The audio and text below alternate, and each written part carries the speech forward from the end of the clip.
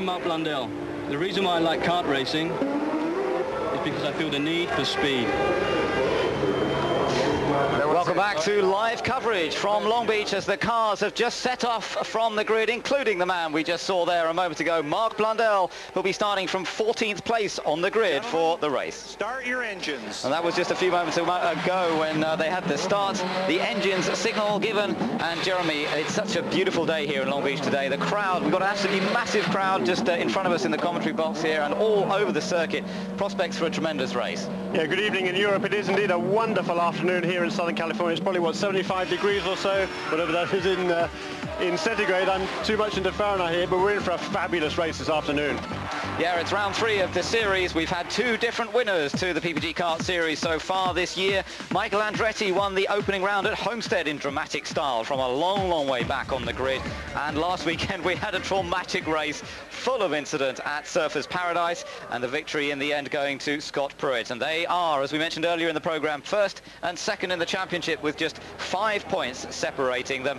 And starting on the grid today, well, Michael Andretti starts from the 3rd row of the grid, but Scott Pruitt starts from the 2nd row. So it's Scott who's got the initial advantage, Jeremy, from qualifying. Yeah, did a phenomenal job yesterday afternoon, a big improvement after the first day. Had a few problems on the first day of practice, didn't really get it right in the qualifying on Friday, but he did get it right on Saturday, which most people seem to think that the track was a little bit slower than on Friday. So a good effort there to jump up to 4th on the grid for Scott Pruitt. On board with the pole sitter is Gilles de Ferran, who's had an incident-packed weekend already with the accident with Gualter Sales in yesterday's practice session as they come past. We're just taking a look at the crash once again. There's the car of Gualter Sales. Watch out for de Ferran's car arriving and hitting the car at a high speed, about 180 miles an hour they're doing at that point on the track.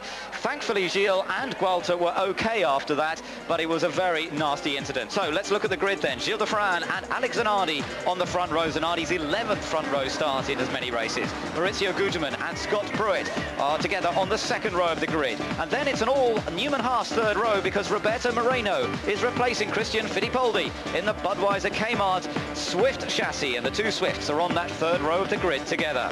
Brian Herter and Bobby Rahal making an all-team Rahal 4th row to the grid. A big improvement in performance for the 2 cars who had a disappointing opening 2 races to the championship. But watch out for their progress in this race. Greg Moore and Jimmy Vasser on the 5th row of the grid. Jimmy Vasser, the champion, won here last year. Paul Tracy disappointingly back on the 6th row alongside Scott Pruitt's teammate Raul Boesel in the number 40 Brahma car. Parker Johnston is alongside Mark Blundell on the 7th row of the grid.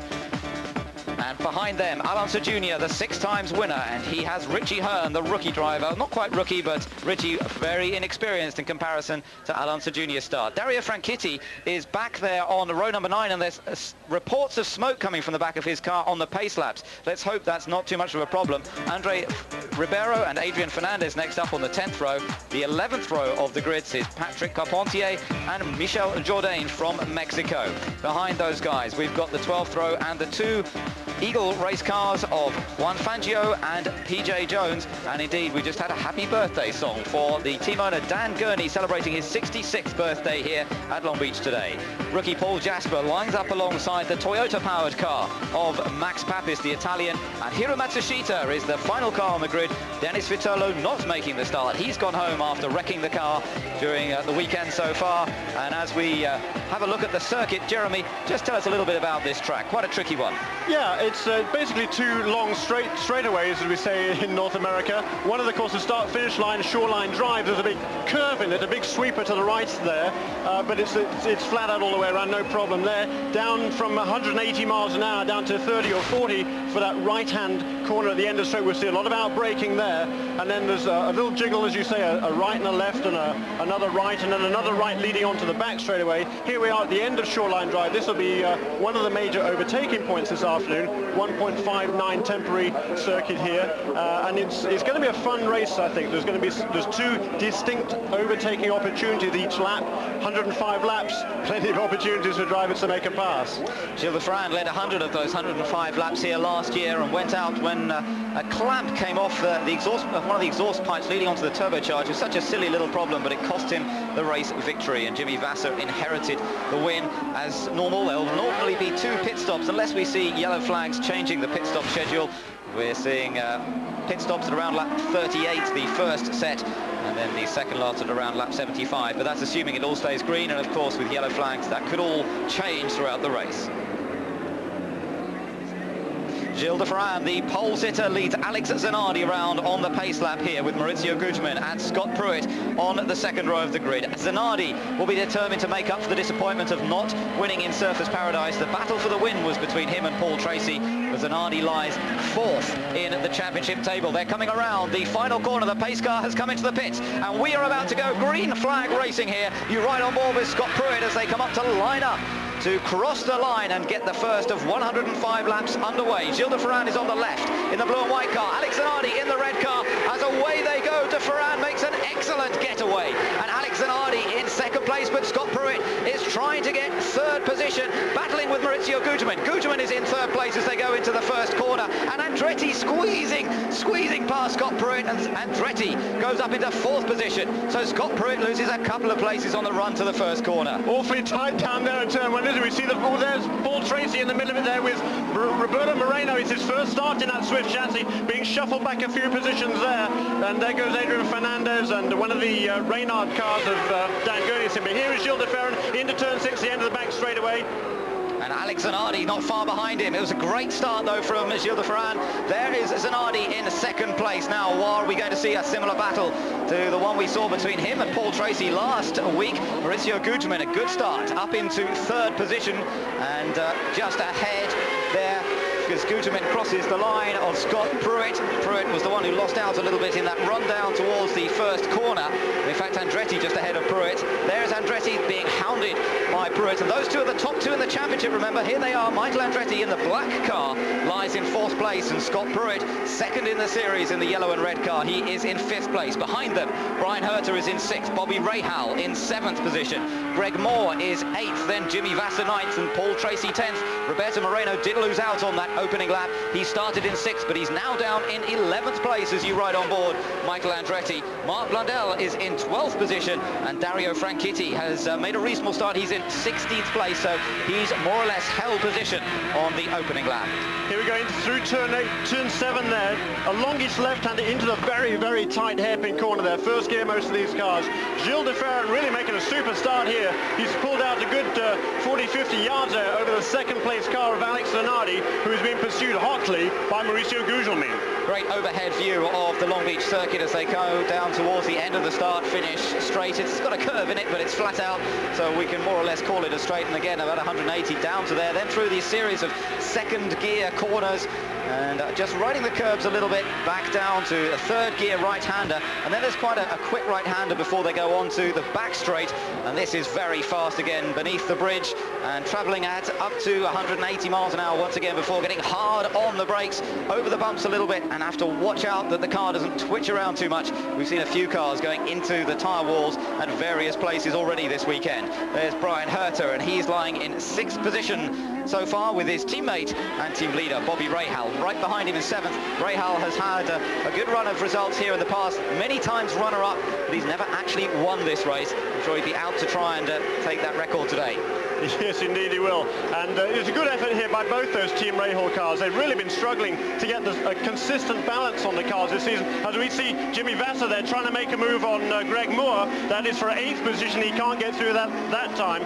Here is Bobby Rahal, on board with Bobby Rahal now. Car number 7, the Miller Lite car. New colours on that car this year. A new engine, of course. He's switched to Ford Cosworth power this year. And Bobby really looking to make his mark. He has 2 very disappointing races. He didn't qualify too bad for the first 2 races, Ben, but he slipped back in the race. There's Richie Hearn, the first guy with a problem. Richie Hearn, the youngster, in trouble already. We've got yellow flags down there. Are we going to a full course yellow? It looks as though we could well be. And Richie Hearn is the first victim of the walls. I wonder if that involved another car, or whether that was simply a mistake on his own. Perhaps we'll get an opportunity to see in a few moments. The 20-year-old out of the race very, very early on. Finished 11th in the Homestead race, finished in Surfers Paradise as well, which was a bit of an achievement with so few cars actually finishing that race, but not likely to finish it here.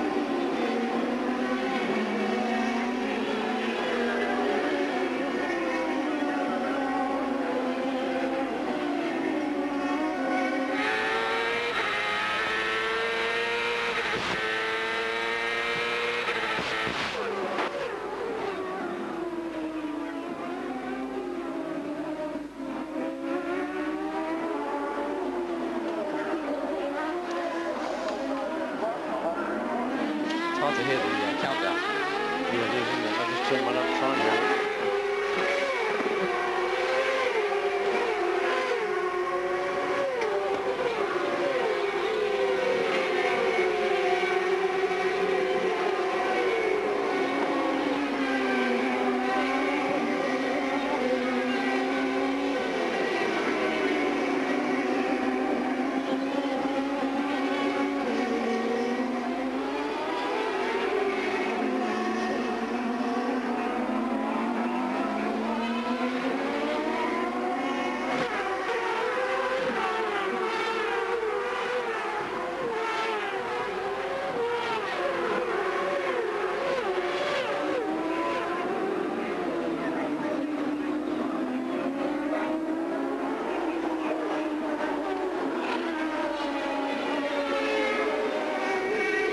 So we're riding with Gilles de Ferran at the moment, and he is the leader of this race with 6 laps completed.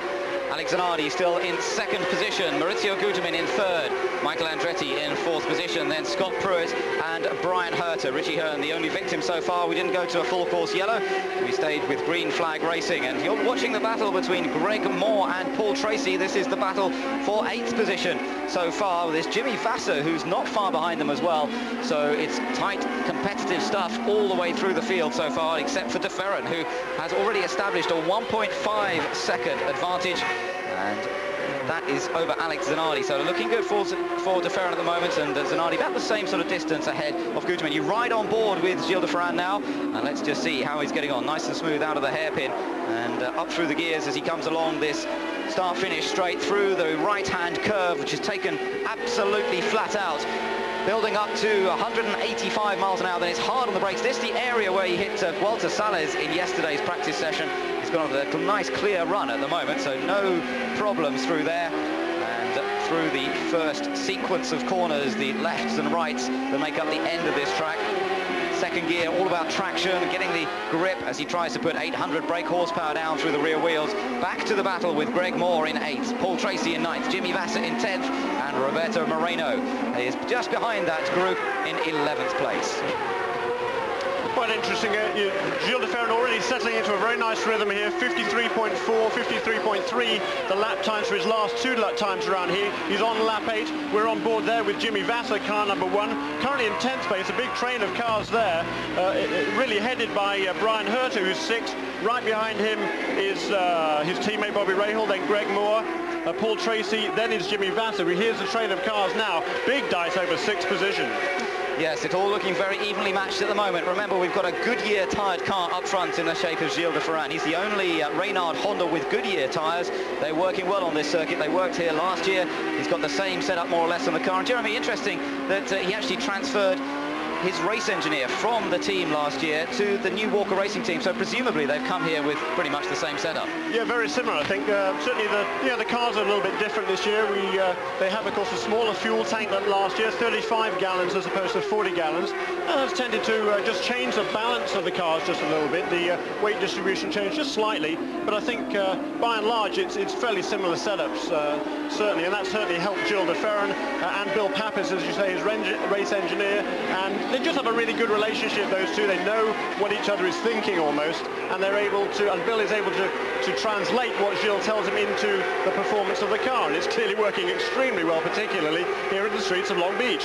Yes, he's got a 1.2 second advantage over Alex Zanardi with Maurizio Guterman third, but we're still concentrating on the battle for 8th place. Greg Moore lying third in the championship in the blue and white car at the moment, being chased by Paul Tracy, who was so fast in the race in Surfers Paradise.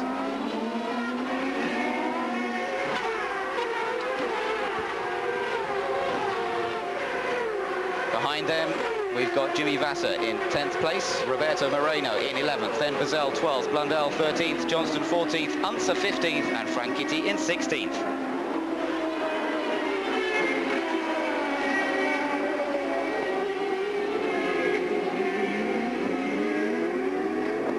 Laps completed, 11 laps just as he goes across the line for Gilles de Ferran as he continues to lead in the early stages of the Toyota Grand Prix of Long Beach, exactly as he did last year, just setting the pace up front and watching everybody else behind doing their own battling as Greg Moore now closes up behind Bobby Rahal, and an interesting mix of abilities and ages really here. You've got the 21-year-old Greg Moore in the car just behind the Miller Lite car of Bobby Rahal. Bobby now 44 years old, the veteran of the championship, but a 3-times champion and one of the most consistent drivers on the scene. He manages the team as well. Not only does he drive it very fast, this car, he also has to look after the way the whole team is operated and run. It's a very busy man, but he seems to do it very effectively. Yeah, he has to pay the bill, so if he crashes a car, he's the one who has to take shoulder the blame and shoulder the financial burden. So it doesn't really come into play for Bobby Rahal. He is a racer in the classic breed, and doing a nice job here. He's been led by his young teammate, his protege there, Brian Hurd, who's actually pulled away a little bit now.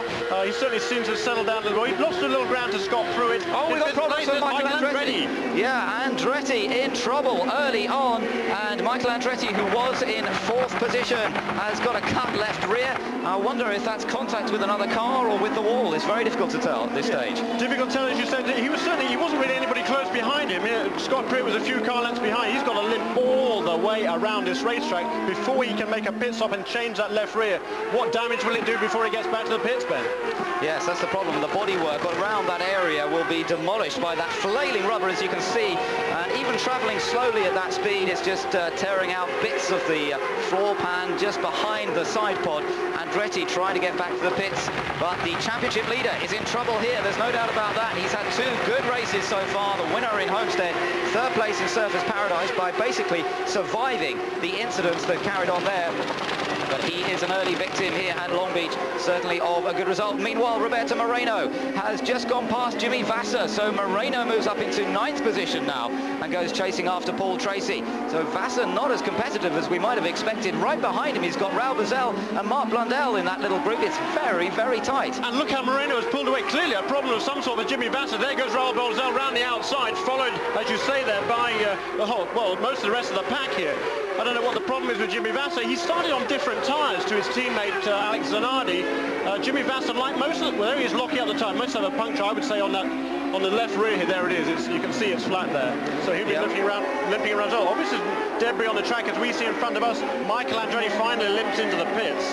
They've actually put out the debris flag on the start-finish line to warn drivers, and that's obviously what's been the problem for Michael Andretti.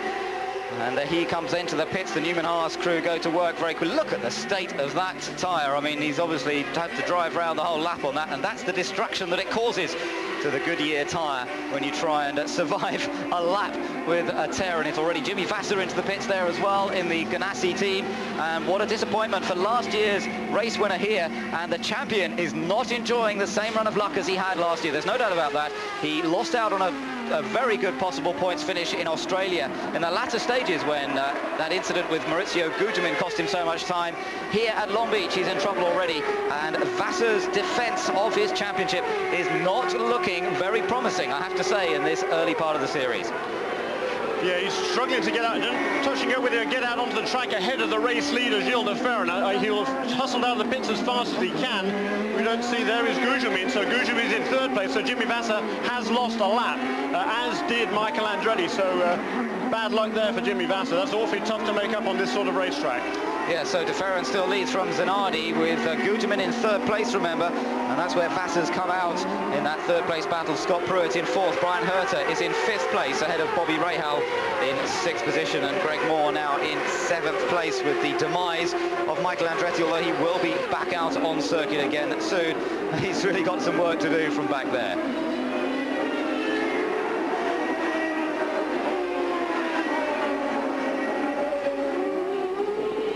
Battle as Bobby Rahal tries to keep Greg Moore behind him in 6th position. Rahal 7th place for Moore, and already the problems of debris causing 2 of the favourites to run into trouble here. Michael Andretti and Jimmy Vasser, both now about a lap down effectively on the race leader, a minimum of a lap down, and the race leader is still Gilles de Ferran, who has an advantage of 3.3 seconds.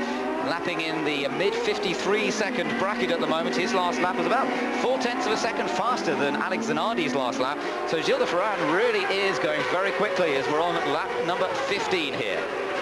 Yeah, interesting that Goodyear tyres, of course, on the car number 5 is Gilles de Ferran, Firestone tyres on Alex Zanardi's car. And Zanardi, you know, he qualified on what's supposed to be the less durable of the two Firestone tyres. It's their primary tyre, their recommended tyre as they came here. But most people, most of the Firestone runners opted to use the option tyre, as they call it. Oh dear, is that Roberto Moreno? It is. It's Roberto Moreno, and a left rear damage to his car as well. And what a shame for Moreno, the guy who's had such a big opportunity here to take over from Christian Fittipaldi after Christian suffered that broken leg in Australia last week.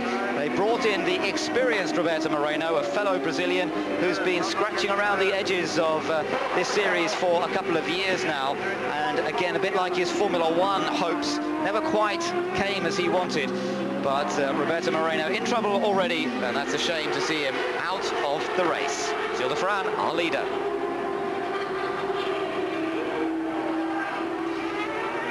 So Gilles de Ferran out in front with Zanardi in second, the full course yellow flag, and the car of Roberto Moreno being recovered from down that end. And what a shame for Roberto Moreno. I wonder if they're actually going to be able to get that car back to the pits. Of course, that's one of the things about this championship, Jeremy, which really is rather fun, is the fact that you're not out of the race necessarily in an incident like this. If you can get the car back, you can get back into it again. That's right. They'll probably give him a tow back to the pits, or at least try and bump start the car. Maybe it's just stalled the engine. That left rear looks a bit dodgy, doesn't it? But if they can get him back in the race, they will. It's awfully difficult to make a lap back on a street course. Much more difficult than on an oval, where there's obviously more opportunities to slipstream somebody and perhaps make a pass and even get back, past the race leader. But that's certainly a big blow to Roberto Moreno. He's done a super job with that team. Brand new to the team, brand new to the car. And it's a shame that he should be in trouble so early in the race. Funny how it's the same thing has happened to both of the Swifts. They both had a left rear tyre cut. Now we know that there's debris out on circuit. That was confirmed by race control.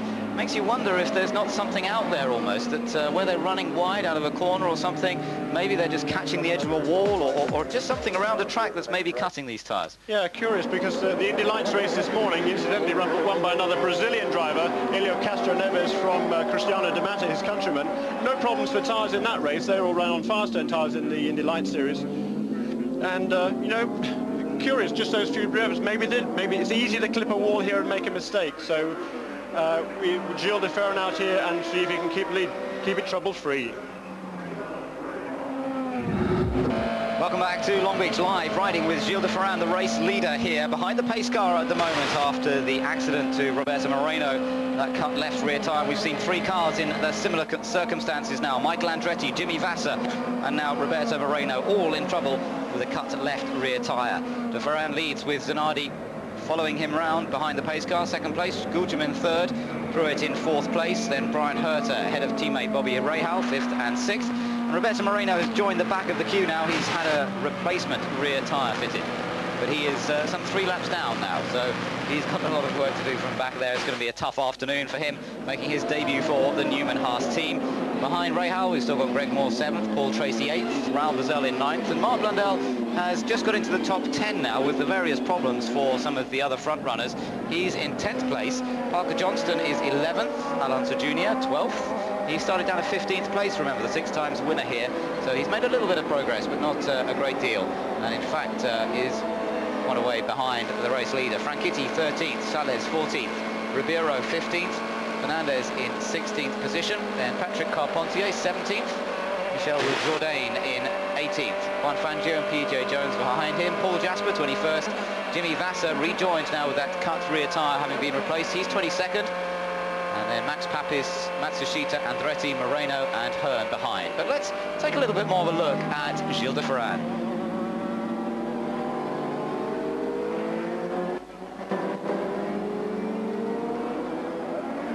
Gilles de Ferran, the race leader, the Brazilian, who now has been competing for a couple of seasons in the championship, and a race winner before this season as well. He's had a pretty good time. He's won 2 occasions on the past. He's had a couple of pole positions in the past as well. This is his 35th IndyCar race, and this season, his first season with the Walker Racing team, run by Derek Walker, the Scotsman, who has been involved in this championship for many years now, Jeremy. He was involved with Penske originally. Yeah, started out in Formula One really many years ago with the Brabham team, and then moved across to Penske, moved across here with the Penske team, became general manager of that team before he left in '89 to run the new Porsche program. He was there for a couple of years, and then once that faded away, he started up his own team, gradually building it up. This year, I think he thinks he has the best of everything. He has good engines with Honda, he has great tires from Goodyear, Reynard chassis, and a very promising young driver with Gilles de Ferran. So he leads this race behind the pace car at the moment. We've completed 21 of 105 laps.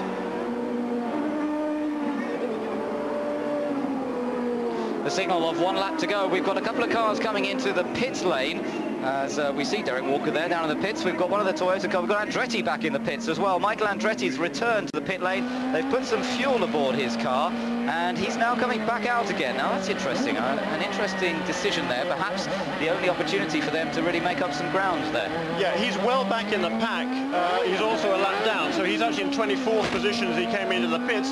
What he's hoping now, at least he has 20 laps more fuel on board than the other guys. So if the cars fall his way, if there's another caution, everybody else have to come into the pits, just maybe he'll be able to get his lap back by not having to make a pit stop at that stage. That's the strategy from Lee White there, the team manager of Newman Haas Racing, and it's worth a try. At this stage in the game, all is lost really. He's in a hopeless position down there, so anything he can try to do, he will. Championship is important as well. He leads the series, and I know it's very early stages, but what he's got to work on now with him being so far down the field is just looking to scoring some points. And of course, don't forget that you score points right down to 12th place in this championship, so there's still a chance. We're getting ready for the green to come back out once more as Gilles de Ferran leads the cars out of the final hairpin. Green flag. We get the restart underway on lap number 23, and immediately he pulls away from Zanardi Gugelmin with Vasser there, but remember he's a lap down, so Jimmy Vasser is not where he seems to be. 4th place is in fact the yellow and red car of Scott Pruitt, and then the two Team Rahal cars, Brian Herter just locking that right front a little bit as he protects his position from his team boss Bobby Rahal, and behind them we've got Greg Moore and Paul Tracy, the two Canadians doing battle. Now Jeremy, this could be quite entertaining for a few laps. Yeah, there's certainly some friendly rivalry between these two, and one's from the west coast of Canada, that's Greg Moore, one from the east coast is Paul Tracy from Toronto in Canada, though he actually now lives in Arizona. And there's Scott Pruitt. Just getting past Vassel. Vassel, remember, is a lap down, so no actual change of position there. Oh, we've got more problems. That's Greg Moore. So Greg Moore's gone straight down the escape road. Now, what were we saying about the battle with him and Paul Tracy? It's turn 6 he's gone off at, and he's waving for the marshals to come and give him a hand to get him restarted in this race. But Greg Moore is an early victim as well. That's a surprise because he's been putting in some really consistent finishes this year, and that's disappointing. First and 3rd place men in the championship then in trouble as Brian Herter looks up again. He seems to have a little bit of a problem at the moment locking those front brakes. Yeah, interesting to me that in the early part of the race he seemed to be struggling a little bit in the early laps, then seemed to get into his stride. I wonder whether it just takes a few laps for the tyres to come in on Brian's car, and certainly not quite enough grip there under braking, and he locks them up. Hopefully he hasn't flat spotted those tyres too badly, and he'll be able to continue in 5th position. Good point. Of course, when they're behind the pace car, the tyre temperature cools off. It's a beautiful warm day here, but even so, in terms of racing temperature, they cool off quite a lot when they're behind the pace car. In the early laps after the pace car period, the drivers have got to be very careful to build that tyre temperature back up. That will give them more grip, but while they're building it up, of course, it's very easy to make a little mistake and go off, perhaps like that with Brian Herter just locking up. Let's see what happens this time at the end of this straight. This was where Brian was locking up. I don't know if we'll get a view from on board Bobby Rahal's car. Bobby just has a little look down the inside, not really a proper look to overtake, but just moving around in the mirrors of Herter's car, perhaps just watching to see how that other car is behaving at the moment. But it's good to see both cars much more on the pace here this weekend in race conditions than they have been in the last two. Yeah, and behind the two Rahal cars, there is Brian Herter. There, just out of the picture, was Bobby Rahal behind him. They are 5th and 6th. Right behind them now, we can see Raoul Boisel, who's moved up several positions in actual fact. He got past Paul Tracy last time around. Then we see Greg Moore's car still stopped at turn 6. And so a good run here by Raoul Boisel. He didn't get the most out of the car in qualifying, I think. But in this morning's warm-up session, he was 2nd fastest, I think. 3rd fastest, I guess. Quickest was Gilles de Ferran, 2nd was Pruitt, and 3rd was Raoul Boisel. So beginning to make his move this afternoon, Raoul Boisel. Good run for him. I don't know what happened to Paul Tracy, but it must have involved that incident with Greg Moore, because Paul is down in 9th position now, behind Mark Blundell as well, so there must have been some sort of incident. There's Greg Moore, he's still sitting there. There doesn't seem to be an awful lot of assistance for Greg Moore. He's sitting there with the car looking basically straight, still in the car, but nobody wants to give him a push to get back into the race. And so we'll just have to see what happens there. Perhaps the marshals sensibly not wanting to get into a fairly dangerous place at the end of that straight, where the cars are braking from very high speed indeed. So we've got a yellow flag. We've gone full course yellow again, so the whole track has to slow down. Everyone has to hold position. We were into the first round of pit stops. Lap number 25 early for the first pit stops, but perhaps it's possible as in comes Gilles de Ferran, the race leader now. And we're going to see quite a lot of action as just going across the line. It looked to me as though Zanardi may have stayed out. We'll just have to check that in a moment. There is Gilles de Ferran. Now, I think that was Jimmy Vasser. Now, that's great news for Jimmy Vasser, of course, because with that pit stop, he's now able to go around, go ahead of these guys, and that should get the lap back for Jimmy Vasser, and also, hopefully, for Michael Andretti. So good news for them. There is Alex Zanardi with his service completed. And he's got out ahead, I think, of Gilles de Ferran. He's in front of the Valvoline car. Yes, so Zanardi will be up there, but of course he won't be leading the race because a few drivers have stayed out there, not come in yet.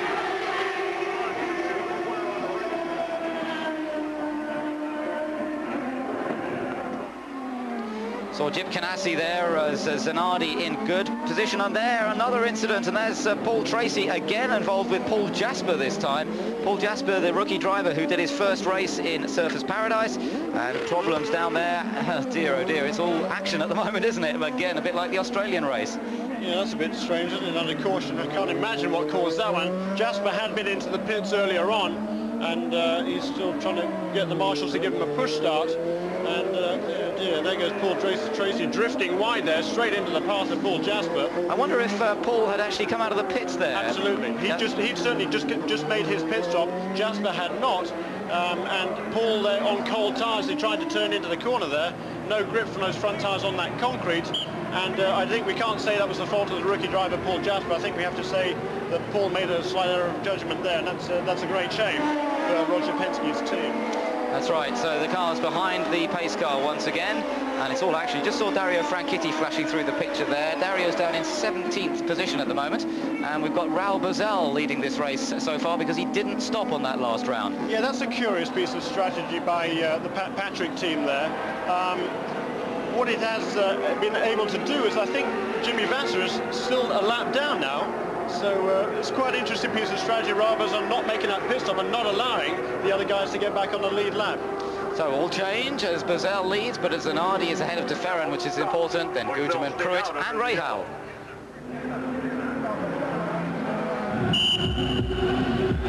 It flies once again, and the leaders go across the line. Raoul Boisel is now the race leader, with Alex Zanardi in second, but in fact, let's just see as they come down, Raoul Boisel still in front. There's Zanardi in second place. We've got some lapped cars mixed up between them as well, just to confuse the issue, but that's our race leader, number 40 in the Brahma Sports car. That's the same team as Scott Pruitt, but Raoul Boisel did not come into the pits on that last round of stops, and he now leads the race. Yeah, and Jimmy Vasser is ahead of him, so he is technically on the lead lap. The pace car picks up the next car behind the leader as the leader comes into the pits.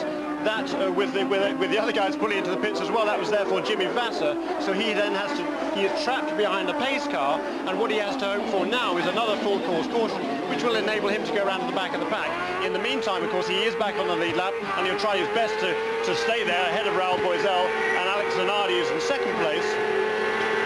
Gilles de Ferran back down the pack a bit. He's lost a couple of positions. Well, I guess it's just slower cars, I beg your pardon. Slower traffic there between Alex Zanardi and Gilles de Ferran. So costly error really by those guys in the pits. There's Roberto Moreno trying to get past Max Papis, and there is the erstwhile race leader Gilles de Ferran, who's in third position right now. Yeah, squeezing past Max Papis, that was okay, but he's now got to try and find a way past Roberto Moreno. Moreno running quite a lot further down the order after the incident that he had with a damaged left rear as well. Moreno runs in 24th position, so a long way back, and I would imagine that he will let de Ferran through, or maybe not, because don't forget the back markers in this form of racing is slightly different to perhaps in European racing, because the back markers always have the opportunity to make up perhaps a whole lap at a time if the yellow flags fall right for them. So the back markers not always, Jeremy, very keen to let the leaders through, are they? No, that's right, particularly if they're competitive back markers. Roberto Moreno is 2 laps down, I think, at this stage. And, you know, if the strategy if the cards fall his way, you never know what might happen. But one hopes he doesn't get in the way of Gilles de Ferran here and spoil what would be a battle for position at the front of the field. Roberto's a very experienced driver. If he can run quick enough to stay ahead of Gilles de Ferran, I'm sure he'll do so. So watching on board from de Ferran's car with Guterman chasing after him. He's in 4th position, Maurizio Guterman. As you can see from the standings, Marc Blundell has come up to 7th place now. So he's putting in a good consistent run at the moment, staying out of trouble. Unser's into the top 10. Frank Kitty is in 11th place, as you just saw. There's been a lot of changing around since the start of this race on lap number 32 out of 105. Oh, that was all a little bit close as they came into the hairpin. Hard braking there, and Gilles de Ferran, it looked as though he was almost going to be in trouble behind Roberto Moreno's car. Managed to sort it all out, but he can see that up front Zanardi's getting the opportunity to get away. Some 4 seconds now Gilles de Ferran is separated from Alex Zanardi, and he will not be happy about that. It looks as though de Ferran has had the fastest car here so far today, but he's now trapped behind these other cars, seeing Zanardi escape up front, Bozell escaping as well, although he's on a different pit stop strategy, so that may change a little bit later in the race. De Ferran's main worry will be Zanardi, 4 seconds up the road, and that's not good news. There is Bozell, there's Zanardi, then this little gaggle of cars, and there is Gilles de Ferran. Yeah, the 2 Swifts ahead of him there, Michael Andretti and Roberto Moreno holding station behind him as a loyal teammate. Moreno is an extra lap down. Michael Andretti is just 1 lap down in 20th position at the moment, and some interesting teammate strategy coming in there, I believe, Ben. Yes, and the championship at stake as well to a certain extent, although very early days, but I'm sure Andretti will be doing everything he can to score what he can from this, sort of pick up the pieces, as it were. So de Ferran still trapped behind the 2 Swifts. Then Maurizio Guterman is right behind him, and this the view from the Goodyear blimp just overhead the circuit, and gives you a good idea of just how much the street track is a part of the city of Long Beach.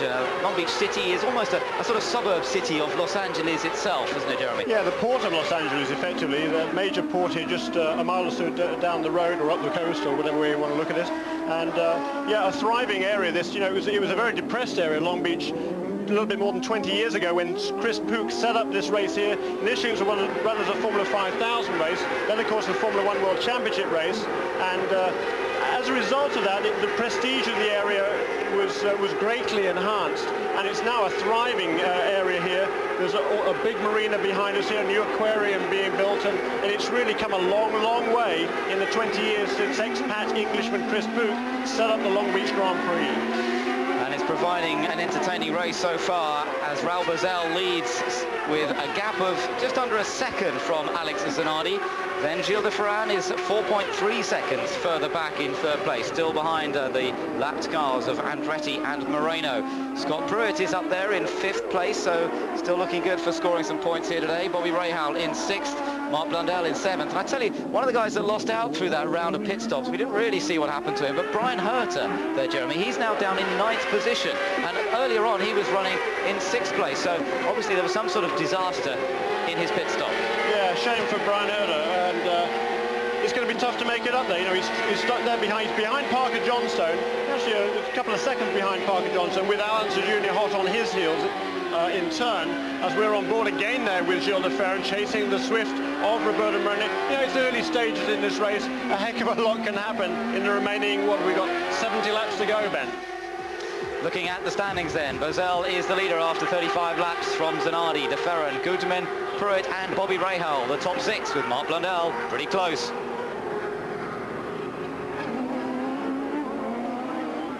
Having a look now at Alonso Jr. and Jr. just up into the top 10 as we mentioned. He's in 10th position just behind Brian Herter. There is the other Team Rahal car that we mentioned having lost time in the last round of pit stops. Alonso Jr., the 6 times winner of this race, and a remarkable record he's had here, but qualifying has not gone his way at all in the last few races, and they seem to be struggling to get the Penske to work on the Goodyear tyres, particularly in qualifying trim and on new tyres. He was saying after yesterday that the car sometimes feels better on tyres that are slightly worn or have done a lap or two. than when they're actually brand new tyres. But of course, you need the car to work on brand new tyres. That's the only way you're going to get a good qualifying run. Yeah, you know, as Al says often, you know, qualifying is a completely different animal to the race. He in the past has tended to concentrate on the race setup. He's not too worried about qualifying, but you know, as the series has become more and more competitive, it's more and more difficult to make up positions. If you start back in the pack, it's awfully difficult to make a lot of passing manoeuvres. So if you start back 12th, 14th, 15th, it's very, very difficult, particularly on these street course races. Yes, and no matter how good an overtaker you are, how good a racer you are, if you give yourself that much hard work to do, it's going to be a tough afternoon, and that's what Unser's finding down in 10th position. Oh no, not again! Now this is amazing, what is going on? There must be some sort of problem out there to be constantly tearing these tyres like this. Michael Andretti, it is for the second time in this race, and it is remarkable to see how many cars are doing this. Andretti's not the sort of guy to make that mistake so often. And exactly the same place as before. How strange. I can't imagine anything is fouling the tyre there on the car. In fact, one of the changes to the bodywork regulations a year or so ago was to move the bodywork away from the tyre, so that should alleviate any potential problems there. So very bizarre indeed, that one. Well, we wait to see if we find out any more. Perhaps there is still some debris on circuit. Perhaps there's just the edge to a curb somewhere, which for some reason, if they're just sliding over the curb, is tearing the tyre. It seems strange to see so many of the top drivers running into trouble in exactly the same way. Both the Swifts, and now Michael Andretti Swift for the second time. So on the board at the moment, as we just go back to Michael Andretti, and he's getting used to this, isn't he? Freewheeling his wagon back to the pit lane. But I wonder how much more this sort of punishment, the rear bodywork of the car, is going to take. Seems to be standing up to it pretty well. The Swift chassis actually built in this state, Jeremy, in California. It's been a remarkably good start to the season for it, but it doesn't seem to be going quite so well today. No, just a few miles down the road, San Clemente, 25 miles or so down the coastline here. And it'll be very, very disappointing for those guys. A big crowd of people here cheering on the Newman-Haas team, and particularly the Swift engineering guys. Yes, all those guys who worked so hard over the winter to put this car together. Look at Michael there, looks very calm, doesn't he, as he nods away as he talks to his race engineer. And again, the repairs going to the rear bodywork as the mechanics at the back trying to sort of get the damaged bits out of the way. He gets the signal to restart, and out goes Michael Andretti once again. We've completed 39 laps now of 105, and still race leader is Raul Boesel. And doing a beautiful job indeed. He's lapping very, very consistently, mid-53s there, and that's very, very tidy indeed. It's just about exactly the same pace as his teammate was running at the beginning of the race when he was out in front. So really, Raul Boesel taking the bull by the horns here, and he's got a comfortable little gap over Alex Zanardi of a little bit more than a second, which is maintained for the last half dozen laps or so. So it's great to see Raul Boesel. You know, he really deserves to win a race. He's had 6 second-place finishes in his career, and he really is owed a race win. But he must have to come into the pit soon. Well, as I said, he comes into the pits now. I was just about to say he needs a yellow flag to get a pit stop in, but he's had to come in. He cannot stay out there any longer. He needs the fuel, and Boesel has to stop under green flag racing conditions, so that could be the end of the challenge for the lead for Raul Boesel. They took the gamble, they took the risk of staying out there under the first yellow. They were planning to come in if there was another yellow flag. A lot of fuel to go on board, obviously, and so Boesel slips down the order, and our new race leader is Alex Zanardi, who's 5.6 seconds ahead of Gilles de Ferran, with Gutermin still there in third, and there's a problem with the vent hose by the looks of things. Oh dear, also a problem there for Max Papis there. Once again, the Toyota engine looks like a major problem there for the Italian driver. Gosh, they've had a lot of engine problems. Actually, I gather they've only had 4 failures this weekend, which is a lot better than 10 last weekend in Australia. So things look to be looking up, but not so. You know, we'll probably go full course caution. It wouldn't surprise me if you go full course caution because of this. What bad luck for Raul Boesel. You know, but the race isn't over. Everybody else still has to make one more pit stop at least, and you never know what might happen.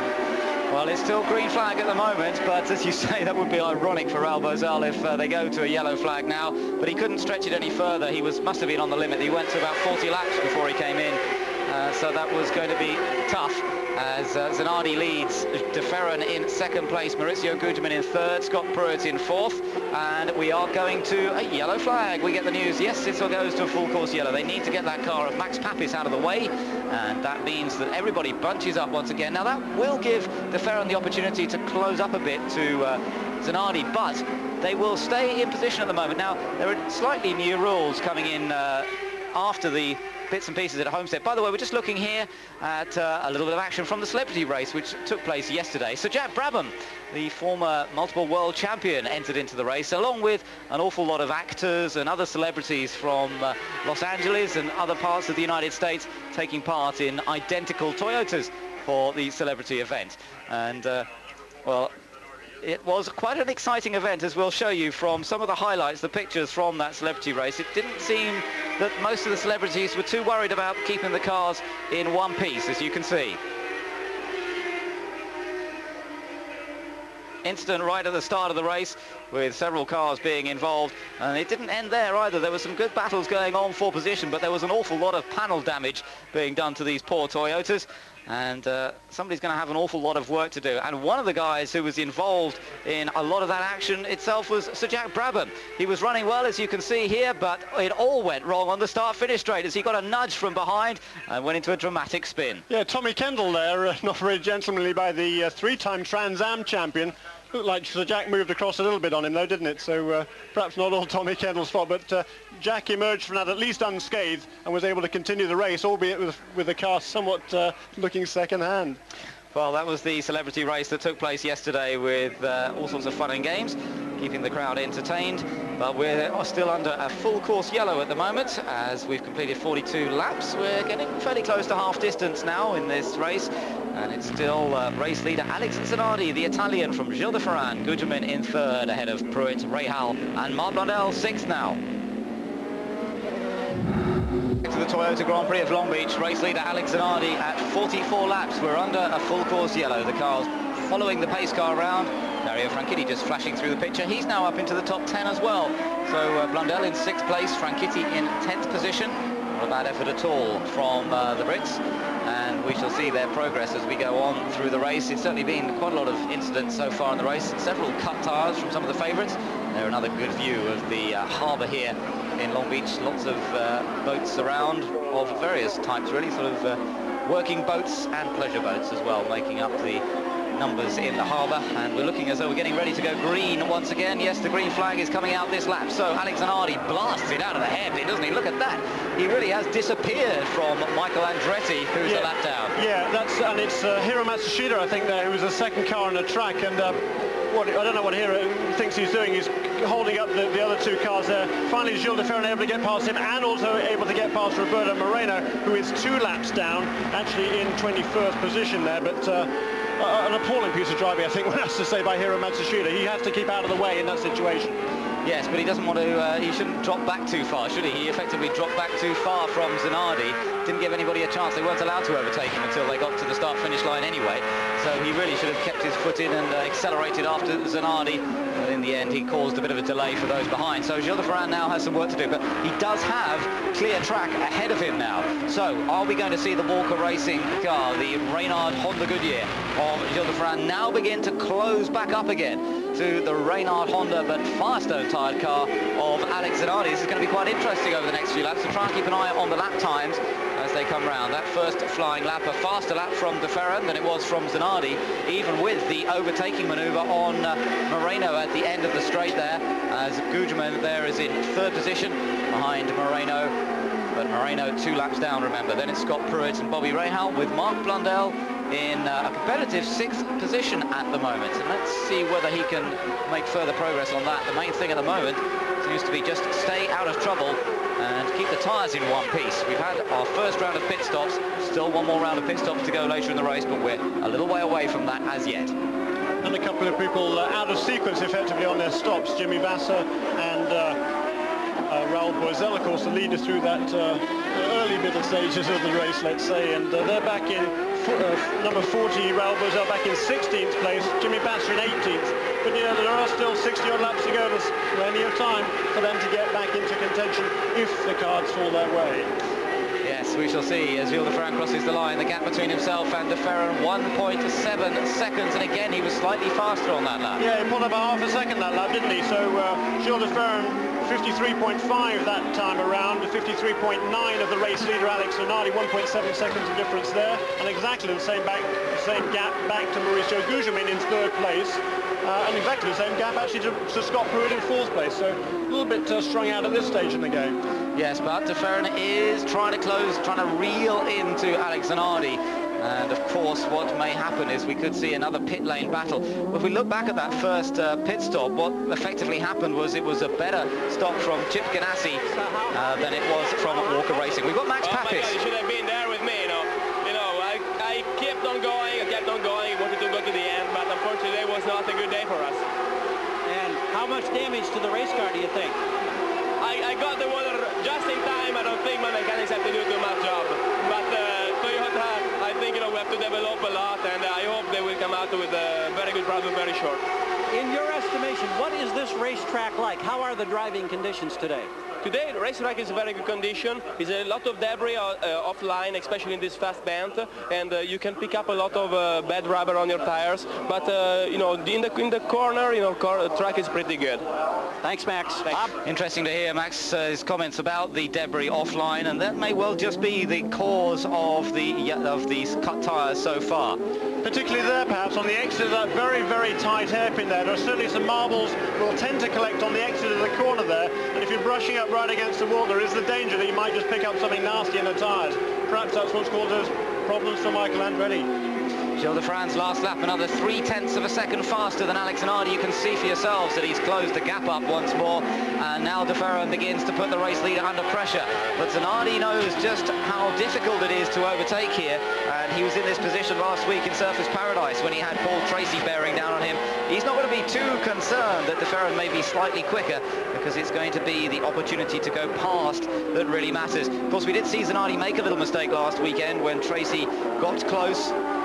Zanardi just locked the brakes a little bit. That gave Tracy the opportunity. Perhaps Alex will be a bit more cautious this time. Yeah, a good battle, I think, shaping up here. This is lap 50, just about to be completed by the race leader. There's Paul Jasper off again, the rookie driver. Where is he there? The end of the main straightaway, the end of Shoreline Drive. Here comes Alex Zanardi. There is Gilles de Ferran behind him. Then the lapped car of Roberto Moreno, and a gap then back to Mauricio Gugelmin.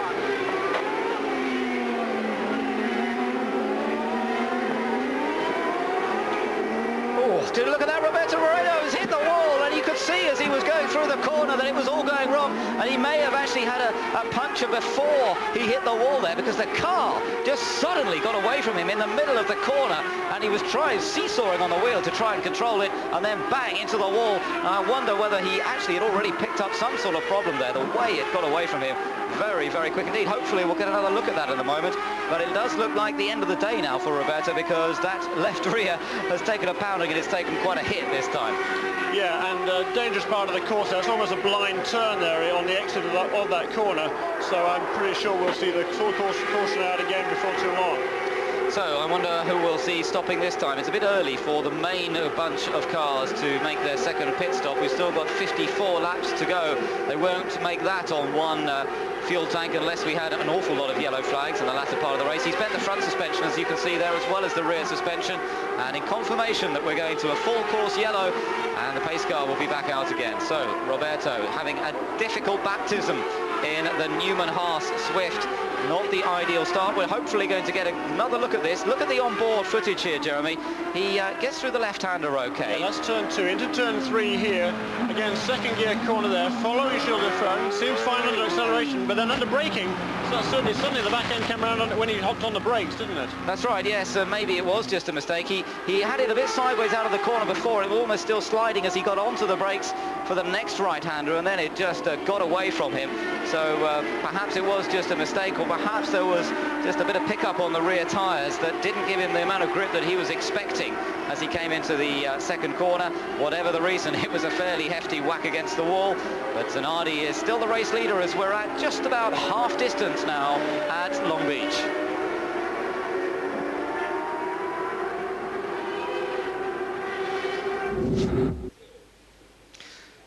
Back with us at Long Beach, and the Toyota Grand Prix of Long Beach continues under yellow flag at the moment, with Zanardi from de Ferran, Gugelmin third, then Pruitt, Rahal, Mark Blundell in 6th position, Parker Johnston in 7th. He'll have to watch out for him. They did have a little bit of contact last weekend in Surfers Paradise.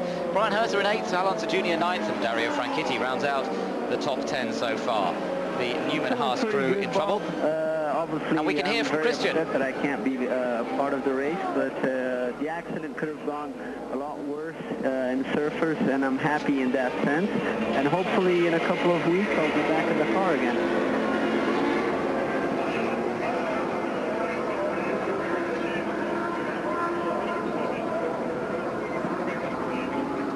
Well, there Christian can see his car being driven by Roberto Moreno today, being towed back. The problem is, Danny, that I broke my leg in 3 different places, and I broke my foot, so it's very hard for me to wander around my house. I have to stay pretty quiet because I can't really step on the floor because I have my right leg broken and I have my left foot broken, and hopefully the left foot is going to be okay in about a week and a half, and then I can move a little bit better. Let's hope that Christian's recovery is fairly quick. He's just continuing. We're just hearing. Rehabilitation. Hopefully, Dr. Steve Olvey, which is right here next to me, is going to let me jump in the swimming pool in about 2 or 3 days, and then I can start working very, very hard. And to get back in the car, I think it's going to be in between 8 to 12 weeks.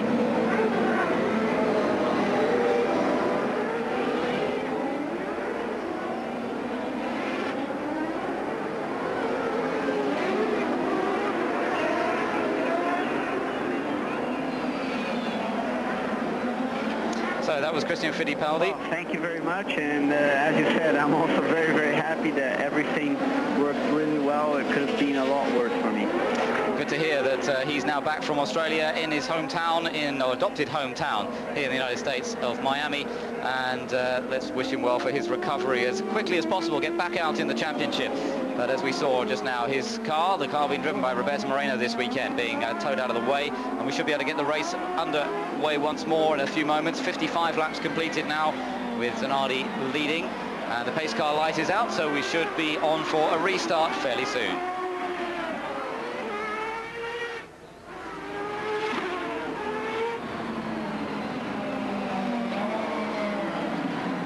Just taking a look back at the accident of Roberto Moreno, this was when he got it wrong. He was right behind Gilles de Ferran at the time, slid right out into the concrete wall, and no real tyre barrier there to protect the car at all. And once again, you can see he had the opposite lock-on applied already here. Then he seemed to get onto the brakes and then had to correct it again. Very odd as he came out of that one. Yeah, you're absolutely right. They see clearly there was some left lock in that car. As we go green again, here goes Alex Zanardi taking the green flag. That's 56 laps in the book. Gilles de Ferran chasing him, Mauricio Guzman, Scott Pruitt, the rest of the field. But a good restart there by Alex Zanardi. Once again, a good restart, and also there's no other slower cars in between them, so we've got a clean battle on between Zanardi, de Ferran and Gugelmin, the top 3, and they've been really the top 3 over the whole weekend so far in terms of the practice sessions, the qualifying, and in the race itself. Gugelmin running very competitively this year. There he is in 3rd place once again, position that he had in Surfers Paradise last week until pretty close towards the end, and then unfortunately he made that move on Jimmy Vasser, which put both himself and Vasser out. Maybe this weekend will be Gugelmin's weekend. It's about time he had a really top result again. Yeah, he was certainly kicking himself after the race last weekend. He knew he had a car that was at least a 3rd place car. That's where he was running at the time, and he just admitted that he got a little bit greedy and tried to take away a position when really he should have bided his time and waited for a much clearer opportunity. So he'd be out to make amends here for the Hollywood Pant West team. Behind him, he's got Scott Pruitt in the 4th position, 5th place for Bobby Rahal, and Mark Blundell in 6th place. And we'll just see if we can see Mark in the background. He's just lost touch a little bit with the group. Not far behind, though, so still ready to pick up any pieces should anything happen to the top 6 cars. On board with Bobby Rahal now, lying in 5th place. As I say, Blundell is not far behind him. I don't think we'll get much chance to see him in the mirrors, but Blundell is the next car on the road. Yeah, the nice view of that Miller Lite Reynard there of Bobby Rahal.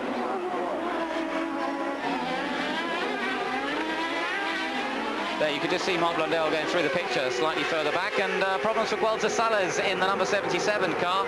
Sales also asking for a push. He's gone down the escape road as well, and he was in 16th place, as you can see from the classification. The Brazilian, the guy who got hit by Gilles de Ferran in the practice sessions when Sales' engine cut. There was very little that Ferran could do about it. There was nowhere to go but into the back of the white car and demolished the left rear suspension of that car. He's now gone down the escape road, but the marshals are not terribly keen to rush out there at the moment because there are too many cars bearing down on them from high speed, and sensibly they're waiting until there's a little bit of a break in the traffic.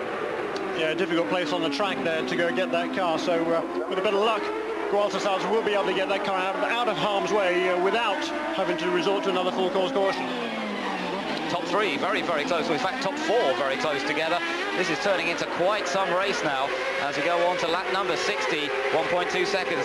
Zanardi's just been able to maintain that advantage over to Ferran so far, with Gilles perhaps just wondering whether to keep pushing hard or to look towards this second set of pit stops.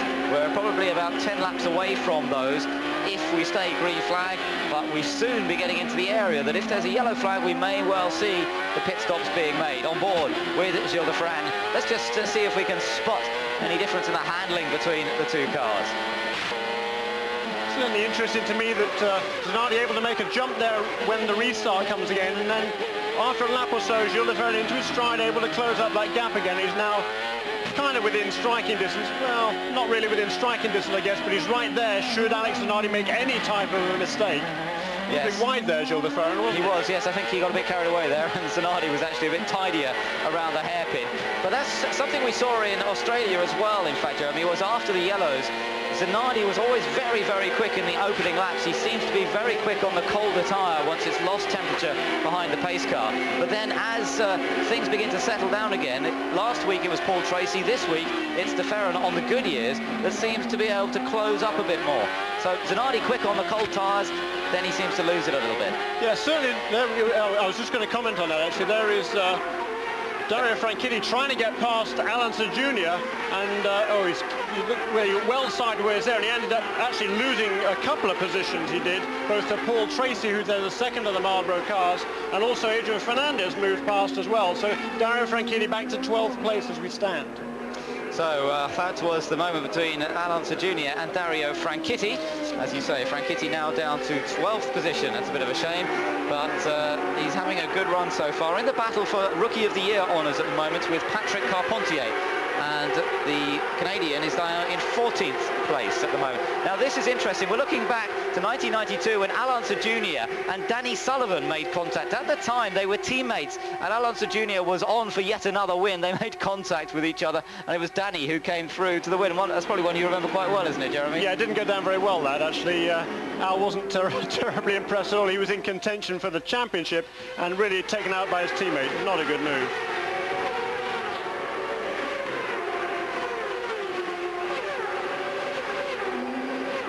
There's Marc Blundell under pressure from Parker Johnston. He's got Brian Herter close behind. Then it's Alanson Jr. and then Paul Tracy. So this is a good gaggle of cars, but it looks as though Mark is having to watch his mirrors a little bit. Parker Johnston almost pushing him around the hairpin there. Johnston in 7th place, and Blundell's got his hands full at the moment. His teammate Guterman is slightly further up the road in 3rd place. But there's no doubt that Mark's struggling to keep this group behind. Remember, it's his first race on this track as Johnston has a little look to overtake, decides against it.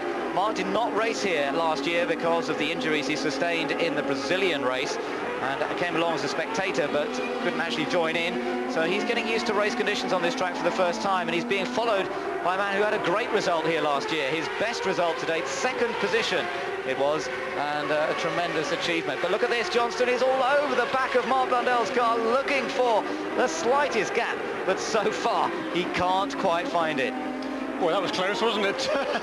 Parker Johnston, he always goes very well on the street circuit. He had a magnificent 2nd place finish here last year, and that remains his best finish in the PPG Kart World Series. He's currently, as you say, running in 7th place, once past Mark Blundell. He's waving at him as well, I think, or unless he was just taking a tear-off, but he shouldn't be too angry because Mark's only doing his job. Oh, look at this, side by side almost as they go in. He didn't quite manage to get inside. Mark Blundell doing a great job. He's got the right to cover the line. That's totally what he's entitled to, and he's doing his job as a racing driver to make it hard for Parker Johnston to come past. He wasn't weaving, he was just occupying the bit of road that Parker Johnston wanted to use to get past. So Parker Johnston getting increasingly frustrated in this battle. Now he goes to the outside. Let's just see if there's an opportunity. He's going to have to be very brave here to go around the outside of Mark Blundell, and he can't quite do it, and he can't cut back on the inside either.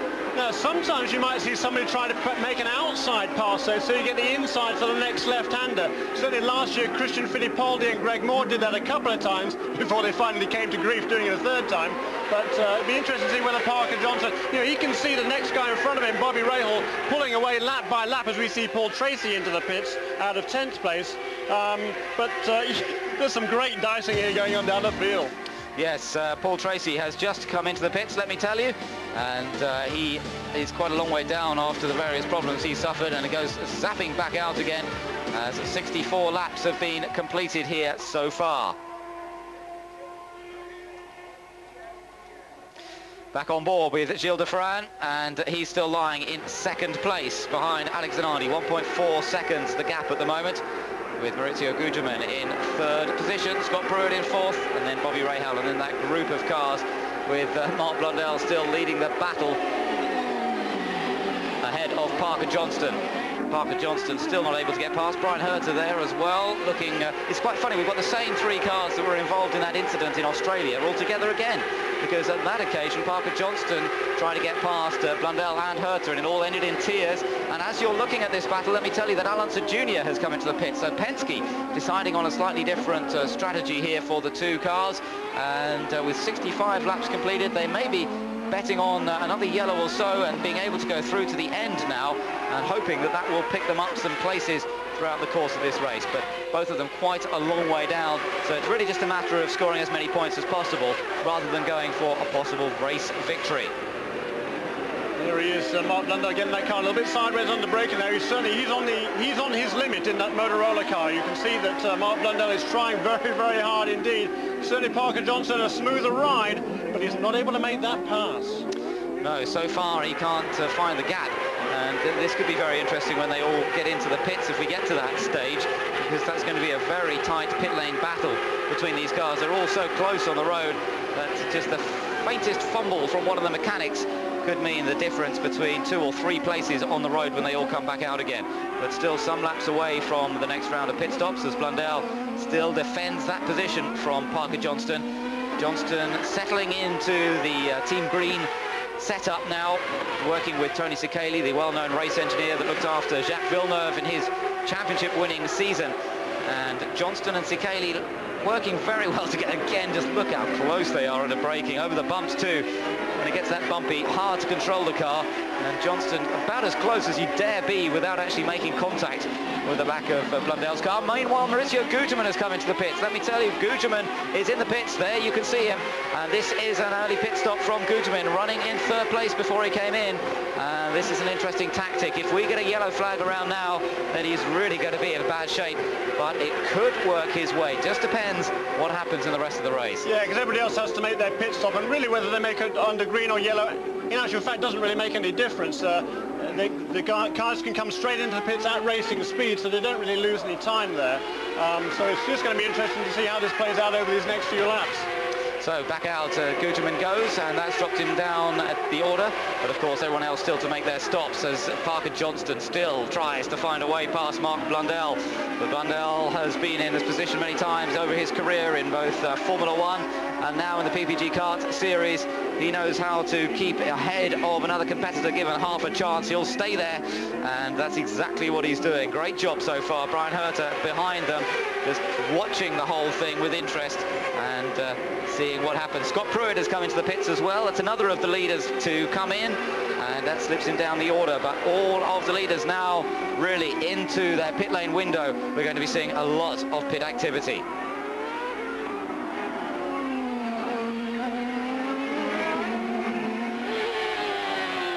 back on board with Gilles de Ferran. We've completed 68 laps out of 105 now. Alex Zanardi still the race leader. De Ferran's got himself up behind the car of Vuelta Salas there, so he's losing a little bit of time to Zanardi. And let's just see what the gap is as they come across the line. Last time, that Zanardi has come into the pits. So, vital pit stop. Last time around, Chip Ganassi's crew did a better job than the Walker Racing crew. Is it going to go as according to plan? Bit of change of the front wings there as well. Tweaking the front wings to change the handling of the car, and away goes Zanardi. Great stop. Oh, Johnston comes in at the same time, but Zanardi just about squeezes out clear of Parker Johnston, and the race leader is about to rejoin, trundling down the pit lane at the speed limit. It's just 60 miles an hour here. Looks so slow compared to about 170, 180 as they go past on the outside of the pit wall. Great stuff here. There is Gilles de Ferran, of course, back in the lead there, as he was earlier in the race. And just another lap or two for certain before he will have to come into the pits with the Valvoline Cummins car of Derek Walker. Into the hairpin one more time. Now it'll just be... we'll see this time. He'll have to come in any second up. There he comes into the pit lane, Ben. So this is going to be a tremendous battle now. We'll try and keep an eye out as to Alex Zanardi's track position as Gilles de Ferran comes into the pits. Can they beat the Chip Ganassi crew this time? They've still got the same amount of fuel basically to go in the car. That's really what takes the time as the wheelmen get to work as well. Is de Ferran going to be able to squeeze out ahead of Zanardi? Oh, it's not a particularly clean getaway. It seemed to just waste a bit of time. Good to see we've got the times up now, 16 seconds, but I think Zanardi's just gone across the line, and I don't think de Ferran's going to get out ahead of Zanardi. Let's see as they come down to the pit lane exit. Watch out for the red car of Alex Zanardi. I'm sure that, in fact, he already will have gone through. Just coming around the outside now. Jimmy Vasser's virtually on the same piece of circuit. Let's try and open up that picture. See, where is Zanardi? Oh, there they go. It looks as though the two Chip Ganassi cars are in fact ahead of de Ferran as he came out of the pits.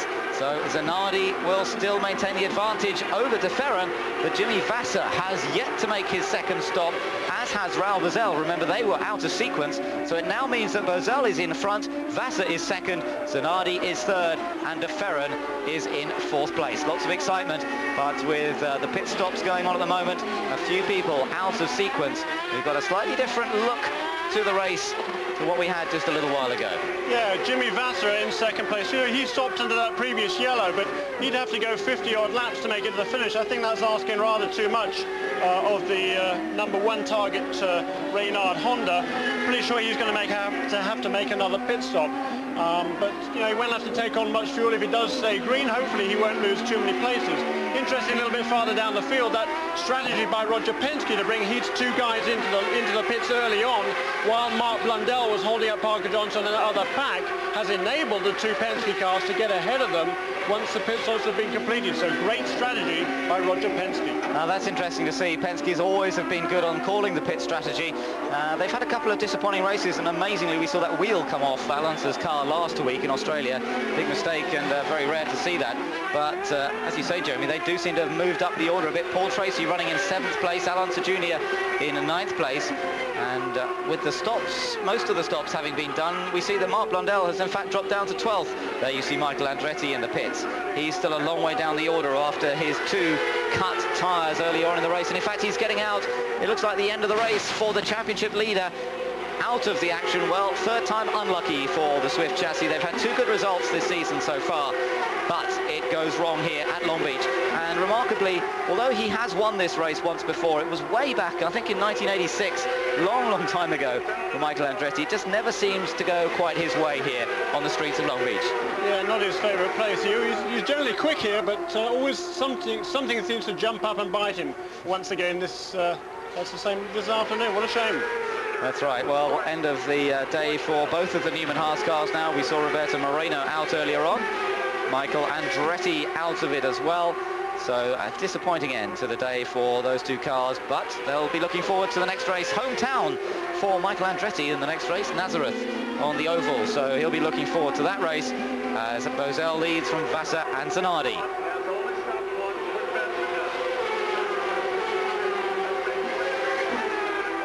73 laps completed out of 105 here at Long Beach. And our race leader is the Brazilian Raul Boesel, but he has another pit stop to make yet.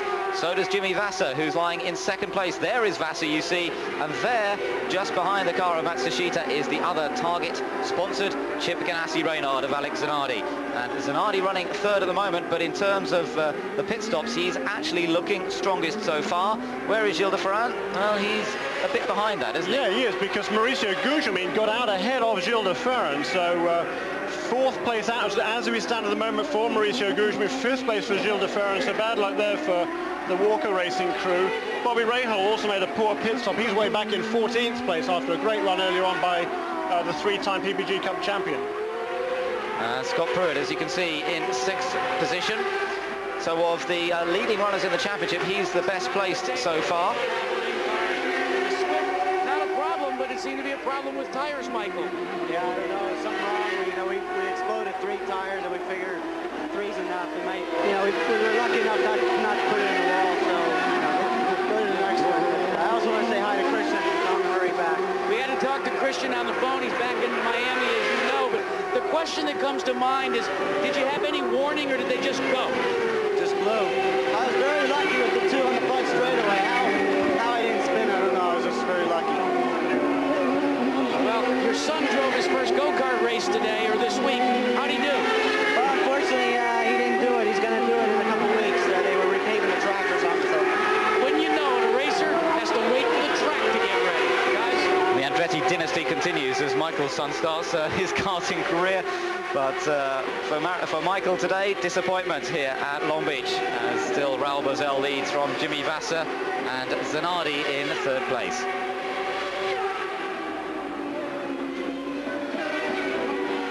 Riding on board now with Jimmy Vasser. In 2nd position, a little under 7 seconds behind the race leader. Slower car there in front of him. You know, close he gets to the wall there on the apex of the corner, also on the exit. Doing a nice job, Jimmy Vasser. But yeah, once again, Raul Boesel with clear track in front of him, lapping very comfortably in the 53-second range, and actually stretching his lead a little bit over the 2nd place car of Jimmy Vasser and 3rd place car of Alex Zanardi. So a case of what might have been, I think, for Raul Boesel. I don't think he's going to be in a chance to win this race. I'm sure he'll have to make another pit stop. And one has to say, a very curious piece of strategy, I would say, by that team. Yes, but at the moment he's leading the race. We'll just have to see what happens. As there we see the positions. Mark Blundell down to 10th place now.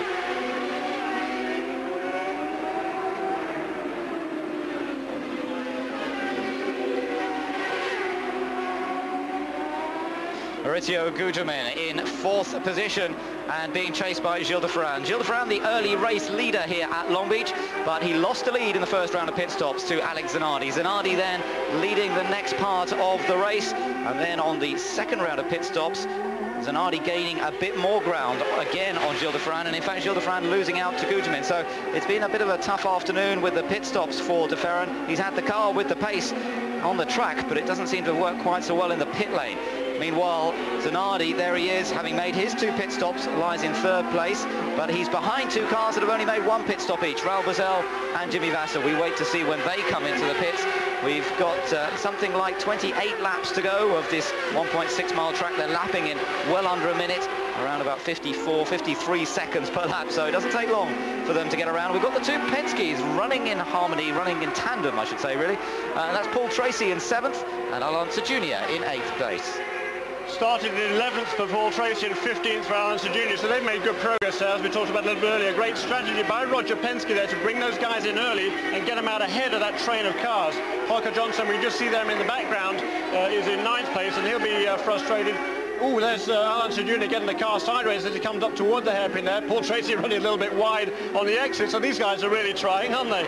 Yes, they were lapping quickly too. They're lapping at about the same pace as the race leaders, 53.6, 53.7. In fact, Alan Jr.'s last lap of 53.4, and that's faster than any of the front runners. So it's interesting to see the Penske's working extremely well in race conditions now. If anything, it looks as though Al is a bit quicker than Paul, but I wonder whether Paul's going to be too keen to let Alan Jr. pass. I don't think so. He's under a lot of pressure really at the moment, Paul Tracy. He made a mistake perhaps in the last race, took himself out of contention for the lead in that incident with Alex Zanardi, He was kicking himself very hard indeed that evening. He knew he had a chance to win the race. And, you know, maybe if the chance didn't come then when he was dicing with Alex Zanardi, maybe it would have come a little bit later. If he'd have been a little bit more prudent, perhaps he would have continued and perhaps he'd had a cleaner shot to get into the lead. So there he is, very, very wide again on the exit. Quite interesting there. Yes, he seems to hit the power earlier than Alonso, who carries a bit more speed in. You can see tyre marks in the front of Paul Tracy's car, where he's obviously been nosing up behind someone a little bit too closely, as we see the battle continuing between the two Penske cars.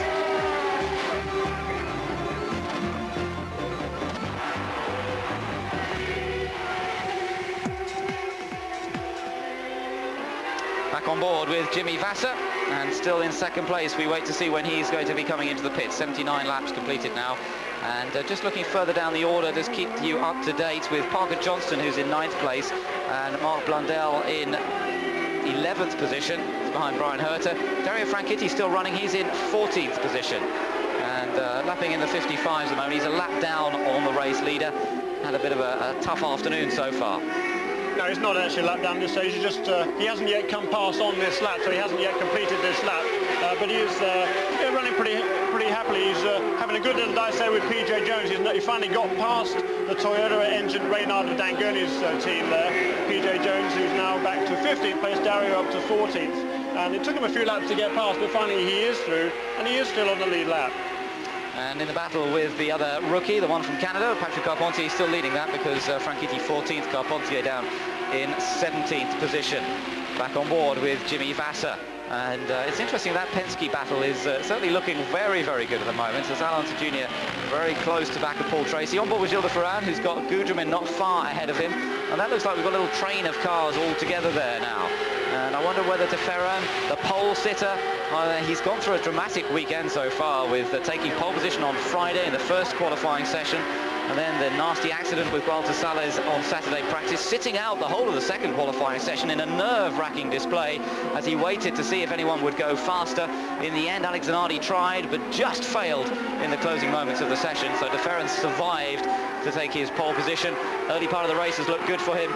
Paul Jasper, the young guy just out of Toyota Atlantic Series, and Gilles de Ferran lying in 5th place, not really looking as though he's putting much pressure on Maurizio Gugelmin for 4th position. 23 laps to go now, 82 in the books. There is the race leader, Raul Boisel, a goodly lead there, as we see, over Jimmy Vasser. There is Alex Zanardi in 3rd place, then the lapped car of Michel Jourdain Jr. There is Mauricio Gugelmin, Gilles de Ferran. They are running in 4th and 5th positions, and there's a gap back to Scott Pruitt, who goes through. Long gap back to the two Penske cars of Tracy and Unser, there with Parker Johnson right behind him as they try to get past Hiro Matsushita, who is sort of kind of paying attention there in turn 1. Gualter Salles is next in their sights, and I'm sure Gualter, with a lot more experience of top-level driving perhaps than Hiro, will get out of the way as soon as they get onto the back straightaway through this little sequence. I'm sure we'll see Gualter let them go through under braking for turn 6.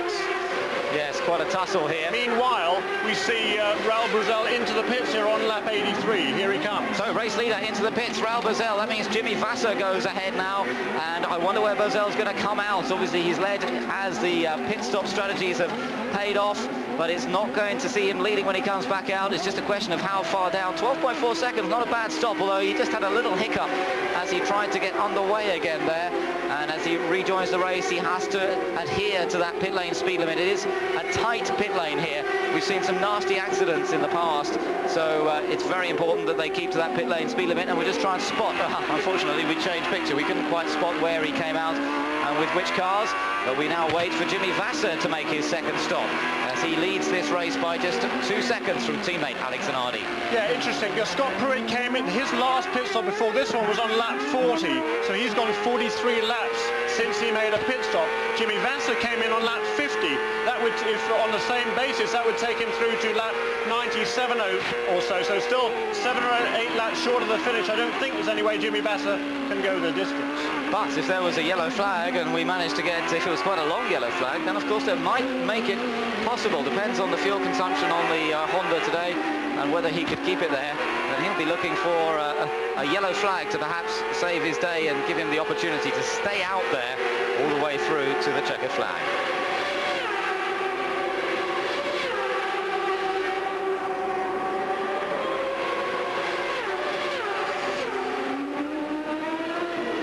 Guterman, de Ferran running in 3rd and 4th places, as Bozell has rejoined the track after his stop now and has come back out in 10th position. But I think we'll have to check that as he comes around at the end of the next lap as well. That puts him just 1 ahead of Mark Blundell, as the updates coming through on the timing and scoring. So there's Jimmy Vasser still leading from Alex Zanardi 2nd, Guterman in 3rd. De Ferran a little bit closer now in 4th place. So the two Brazilians beginning to do battle as we get towards the closing stages of this race. There you can see the gaps between the leaders. 84 laps, 21 laps to go here as the pressure continues amongst the top 4 positions.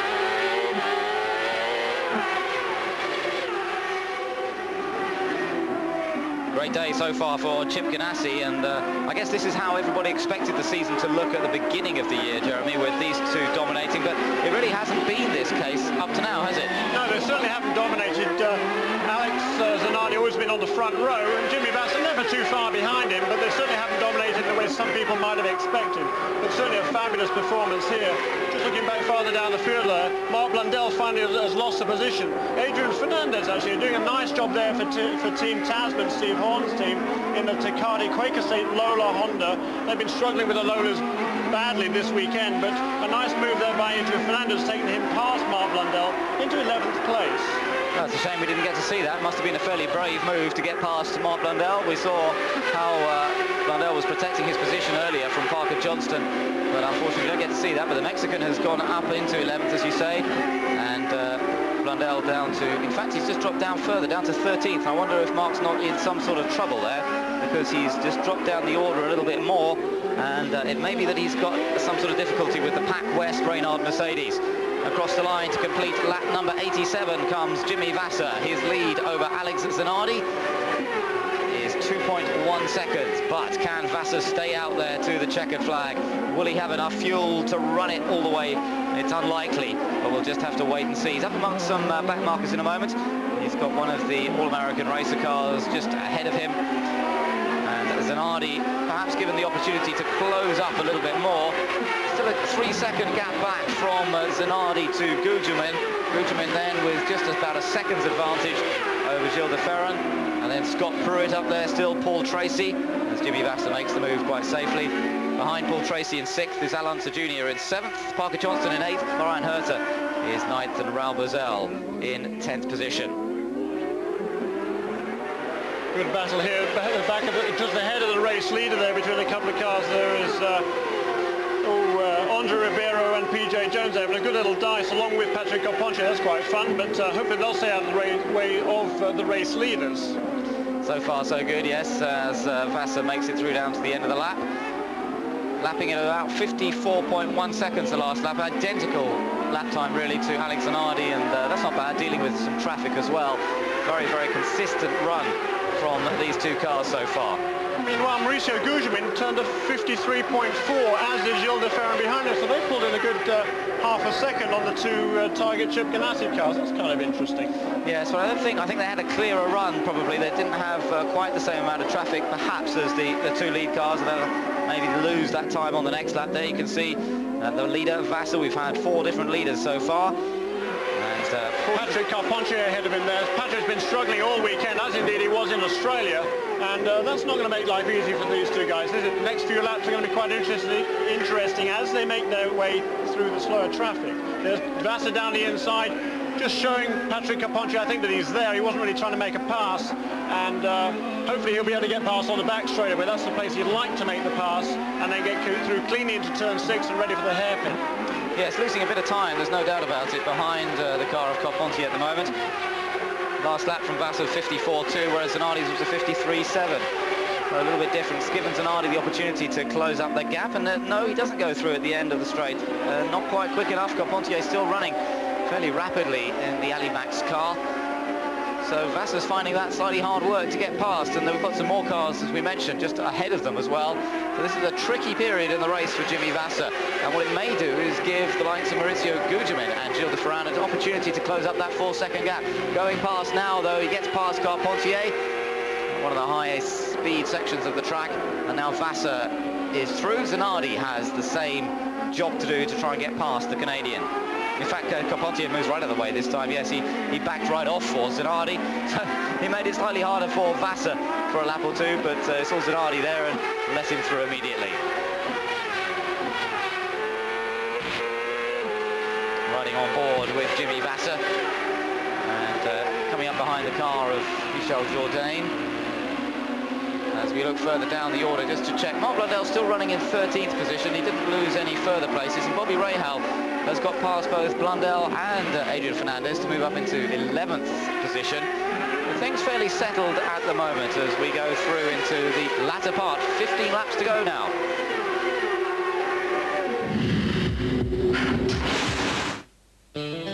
Stop, and Gilles de Ferran, who was running in 4th place, and in comes Jimmy Vassar. Jimmy was trying to make it through to the end on the fuel, but it's not good. They've had green flag running all the way, and maybe now they'll get a yellow, ironically, but it's too late for Jimmy Vassar, and he's got to make a quick stop. So where will they get him out? It's a very quick stop indeed. He didn't need too much fuel, just 8.4 seconds in the pits, but he's going to drop down the order as the other lead cars come past. He's dropping down as we speak, as Johnson goes past, Tracy goes past. There is the car of Gilles de Ferran, stopped at the side of the road, and oh dear, what a disappointing season he's having so far. A pace setter at several occasions, but it just doesn't seem to be coming together. We still don't know quite what happened to him there. Maybe we'll get another look in a moment. But Zanardi is now the race leader. Alex Zanardi leads this race from Maurizio Gugelmin in 2nd place. Scott Pruitt has moved up to 3rd, and Alonso Jr., as a result of that bit of Penske pit strategy that we saw earlier on, has now moved up to 4th place. Jimmy Vassar has come out in 5th. We'll have to check that next time around as he comes across the line to see if he holds on to that 5th place or whether anybody else was able to get past him on his outlap from the pits. It looks as though he holds on to 5th, as Parker Johnston is in 6th and Paul Tracy is in 7th position. Yeah, having fallen back a few places, he must have made a mistake, because on the same lap, ironically, as Gilles de Ferran, they obviously didn't come together. There was quite a long way between those two cars, but on that very same lap, Paul Tracy lost a couple of positions, and those two guys both making mistakes again. Yeah, it's disappointing to see that. There's Maurizio Gugelmin now in 2nd position, and Alex Zanardi has now led the most laps in this race, so he'll get the extra point for that, whatever else may happen. But Gugelmin has now got himself a little bit tied up here behind Andre Ribeiro. Yeah, that's a bit of a shame. Andre Ribeiro there, the LCI Lola Honda, he's certainly holding up Mauricio Gugelmin.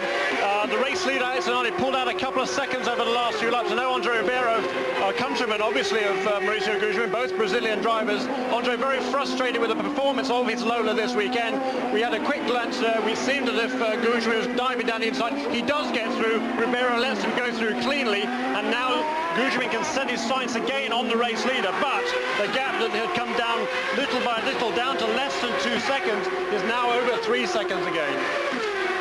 Zanardi looking good up front. It would be his first win of the season if he can hold it all together. 9 laps to go for the Italian, who started this season as the favourite, perhaps, with Jimmy Vassar taking the championship last year, but Zanardi putting in several race wins towards the end of the season and being really the pace setter towards the end of last year. Many people expected to come out and win the early races. Well, he hasn't done it so far. He led at Homestead, dropped back in the latter stages of the race. At Surfers Paradise he led as well, tangled with Paul Tracy, but fought back magnificently to finish in 4th position.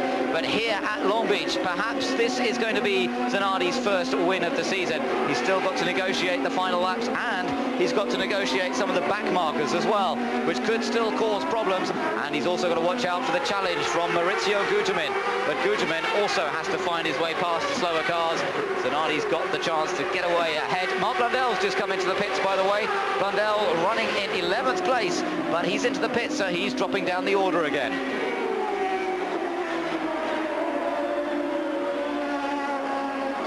Just trying to see what happened to Marc Blundell. I'm watching out of the commentary box window to see, and he stalled it. He came into the pits. I couldn't see what they did, whether it was just a stop and go. It may have been a stop and go penalty, but he stalled it trying to come back out again. They had to put in the starter and get him off the track once again. So he's back out again now, but he's lost a fair bit of time, and he's not going to finish in the points, I think, now. There goes Alex Zanardi. Oh, here's on board. There we are with Gilles de Ferran. Let's see what happened here, Jeremy. We didn't quite see what happened early. Locks up the right front. Oh no, he just tapped the, well, he made a mistake basically. He locked the right front, whack into the tyre barrier on the outside. Those tyres all packed together with plastic wrapping, and poor old Gilles de Ferran. Oh dear, that is really so disappointing for him. Just radioed in and said we're in the tyre wall, and that was about all we got. Obviously a tough day for everybody. We've had a good car, and we didn't bring it home where we wanted to be. You've got to feel like this place owes you something. 2 years in a row now where you've been such a strong contender. Well, it is a pretty good racetrack for us, but no good if you can't finish, and obviously today we didn't do it, so let's try again another year. Thanks, Derek. So disappointing for Gilles de Ferran. He's had a tough start to the season. It's going to take a bit of resolve and a bit of strength now, I think, Jeremy, to come back after what he's gone through over the last few races. Gilles is a very calm person, but he's got to be affected. His morale has to be affected now a bit by what's going on. Well, he's certainly going to get his team owner all over him, that's for sure. You can tell from Derek Walker's voice he wasn't terribly impressed by that, although at that stage he probably hadn't seen the replay. But what a great shame for Derek Walker. You know, he's done a super job. It's a really good little team, a tight-knit team. Solid sponsorship there from Valvoline and Cummins. They have the change to the Honda engine program over the winter. Everything looking good for them, and well, that's what, 5 crashes in 3 races, and that is not what Derek Walker's pocketbook needs at this stage in the season. No, they need a consistent run of finishes now, and perhaps well, Gilles' the man to be able to put that together. He can certainly put in consistent finishes. We've seen it from him in the past, but if he needs it, he needs it now as we move on through the championship with 3 rounds completed, and really no points to speak of really very much after that. It's a disappointing time for Gilles de Ferran. He did finish in 5th place in the last race in Surface Paradise, but Homestead, of course, was a disaster, although that wasn't so much his fault. He was taken out by Dennis Vitola when he was leading the race. And disappointment here, which did, I have to say, look pretty much like his own mistake in the race to bash into the tyres. So, looking further down, Alonso Jr. in 4th place, Parker Johnston in 5th place. These positions were reversed last year. Johnston was running 2nd and Alonso was 3rd at the end of the race. And Parker said after the race, it was a great result for him to finish 2nd, but one of the most important things was actually to stay ahead of the king of Long Beach, Alonso Jr. Yeah, the emperor of Long Beach, as he called him. 6 times a winner here, Alonso Jr. And, there is Parker Johnson all over the back of Alonso Jr. It was a great result for Parker Johnson. The small team he was with last year, the Bricks Comtech team, and they were running on a very small budget there. Motorola was their sponsor, but it really wasn't a top-line program in terms of a budget, certainly. There was a tremendous effort from Parker Johnson. There is Alonso Jr. getting past Patrick Carponcio, who keeps well out of the way there. Smart move by the rookie driver, and he enables that battle for 4th place to continue. So this is, we've only got 4 laps to go now. This is a tremendous battle for the 4th position. It's Zanardi who leads by 3 seconds in the race from Maurizio Gugelmin. I don't think there's going to be much change there. Nor for 3rd place. We haven't seen much of 3rd place, man. It is Scott Pruitt, and with this result, of course, in terms of the championship, it'll be good for Scott Pruitt. He will take over the lead of the series with 3rd place if he stays there. But this the battle for 4th position that we're watching at the moment between Alonso Jr. and Parker Johnston. And Johnston's been looking competitive all afternoon. He hounded Mark Blundell, and now he's hounding Alonso Jr. as we have 3 laps to go. Interesting stuff. Look at those back markers there. That's Pruitt wending his way through, isn't it? That's going to allow these two to close up here. We're in for a great race, I think, in these final couple of laps. They wave their way through these back markers. There's Paul Jasper, the rookie driver, who's had a few little scrapes. I think he'll certainly see Alonso Jr. in his mirrors. There he is. Good boy. Right out of the way. Lets the battle continue. Good move by Paul Jasper. Yeah, very sensible. But look at Parker Johnston. Look how close he is now to the back of the Penske of Alonso Jr. He moves to the outside. He's trying for this outside move once again that he tried on Blundell. Once squeezes him out a little bit there and doesn't give him the option of going through. And Johnston now finds himself racing against Alonso Jr. desperate for a good result after 2 non-finishes in the championship. Unser needs those points for 4th, and Parker Johnston is finding him a hard nut to crack as they go on with just 2 laps to go now. Certainly Parker Johnson has been learning from his experience here behind Alonso Jr. There's a yellow flag out there, so Unser cannot go past the slower car there of PJ Jones. It was like Walter Sowers, I think, pulling off to the inside. Couldn't make the pass on PJ Jones. He'll have to do it when they get to the back straightaway. Parker Johnson now will try and get a run. Well, it's interesting there. Alonso Jr. leaves himself a little bit of space so he can get a good run off that corner, get onto the back straight so it's not held up. Or is he? Look at this, so close. I can't believe that Parker Johnson can get any closer without actually hitting Unser. They've both got the car, and PJ Jones ahead now. What's going to happen all side by side? Still, Johnson's can't find a way past, and Unser controlling that. He thought, well, there's no way I'm going to get past Jones here. He just had to control the pace there and make sure that Johnson didn't go past him. White flag signals the last lap of the race. Zanardi has already gone on to the final lap of the race. Gugelmin, Pruitt has gone through. We've got a yellow flag down at the end. Jourdain's in trouble down there. There's oil flag being shown, or slippery surface flag. There could have been an engine failure for somebody, and that makes life even more exciting as Unser gets the car a little bit twitchy under braking. Parker Johnson still keeps hounding him for this 4th place. He's only got about 1 mile to do it in though, and our leader is Alex Zanardi. Zanardi is going to come through to win his first race of the 1997 championship. He's going to win himself 21 points into the bargain for winning the most laps, leading the most laps as well. Alex Zanardi comes through to win the Toyota Grand Prix of Long Beach, his first win of the year, and that is just what he needed at this stage. 2nd place for Maurizio Gugelmin, 3rd place for Scott Pruitt, but who's going to be 4th? Is it going to be Junior or is it going to be Johnston? Here they come out of the final hairpin. Alonso Junior, I think, is just going to sneak it. He's controlled this battle superbly, and the Emperor of Long Beach comes through this time to finish in 4th place. Parker Johnston is 5th, ahead of Brian Herter in 6th. Paul Tracy 7th, Raul Boesel in 8th, Jimmy Vasser in 9th, and Bobby Rahal in 10th place. Alex Zanardi punches the air in delight at last after 2 good races to start the year, which didn't quite work out for him. He wins his first race of the championship. And deservedly so, as you say. We look at Scott Pruitt there, who will take over the championship lead. Just a beautiful day here in the sun in Long Beach, and a great drive once again from Alex Zanardi. Yes, with the points there, Scott Pruitt scoring 14 points for his 3rd place. He'll now lead the championship on 44, and Zanardi will move up into 2nd on 40 points. He wins. Number 17, Maurizio Gugelmin is 2nd, 3.8. The view overhead, you can just see the beach itself in the bottom left-hand corner of your picture. That stretches along down the coast here. But we've just come to the end of the 3rd round of the series. It's been an interesting race, but for Alex Zanardi, his first win of the season, to add to the tally from last year when he took 3 victories with the Chip Ganassi team, and now he really gets his championship campaign properly underway after a difficult start to the season. In Homestead, he finished in 7th place. In Surfers Paradise, he finished in 4th place when it looked quite likely he was going to win it.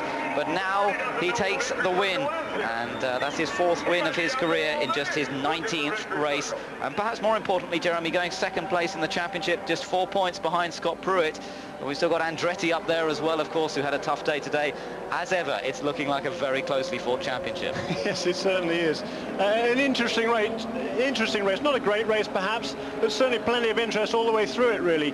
Maurizio Gugelmin, I think they're probably just settling for 2nd place. Alex Zanardi is always a difficult guy to get past, as Paul Tracy found out to his cost last week, of course. So 2nd place, that's great points for Maurizio Gugelmin, the Pac West team, the Hollywood Reynard Mercedes-Benz engine. Amazing, isn't it? Mercedes still without a win this year and last, another one there for Honda. And in 3rd place, the Reynard Ford-powered car of Scott Pruitt. So once again, the variety there. 3 Firestone cars finishing at the front after Gilles Deferen's mistakes, and perhaps one in the pits as well by the crew. So not a great day for the Walker Racing team, but yeah, pretty interesting race all the way down the field. Dario Franchitti sneaked into the points. He had a 12th place finish, and in fact ahead of Mark Blundell in the end, who did seem to have that stop-and-go penalty towards the end of the race and lost extra time because of it. So a little bit disappointing in the end, because Mark was running well up at one Jack, stage. couldn't have been a better day. Zanardi did a great job up front. Target car did a good job. $5,000 for St. Jude's Hospital. We're pumped up. We're 3 points out of the lead. A big day for Alex Zanardi, trying to make his way to victory lane. A donut at the end. We're going to go forward here and see if we can get a word with him right here. Alex, we're running out of time. It looks like we're running out of sound as well by the looks of things. Rushing to try and get... We're back. Trying to pandemonium here. Go ahead and leave it on, Alex. Congratulations, we're running out of time. Thank you. Tell us about the donut after the checkered flag. You did a donut down there in turn 1. What was that all about? The crowd here were amazing, and I had to please them a little bit also. So it's places to win, but this now now is ours, and nobody's going to steal it from us. Now, in Australia, a rumor went out that when you were out of racing, you told kind of as a joke that you drove a pizza truck. Let that one to rest here. That's not the case, was it? I'm Italian, I eat a lot of pizza, but I don't drive a pizza truck. I think that's a very good way to end victory lane here today, guys. Alex Zanardi, victorious here in Long Beach. Gentlemen? So Alex Zanardi, the winner. And there you can see the point situation. Scott Pruitt indeed takes over the lead of the table. 44 points from Zanardi on 41. Michael Andretti third on 35. Greg Moore failing to score, but Maurizio Gugelmin has moved up the order after his excellent second place finish here today. And the Pac West team really going stronger and stronger now. They've got a good package together, the latest Reynard and the Mercedes engine. And we look forward to the next round of the series at Nazareth.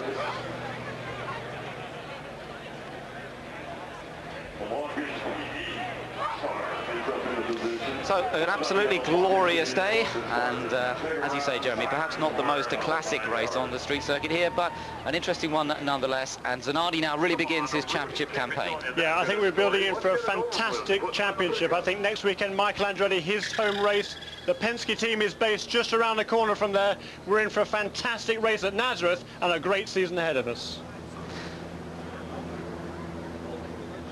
So that's it from Eurosport from Long Beach. And we thank you for your company over the weekend so far. From Ben Edwards and Jeremy Shaw, we look forward to you joining us again in Nazareth in 2 weeks' time. We're going oval racing. I hope you can be there with us. Bye-bye.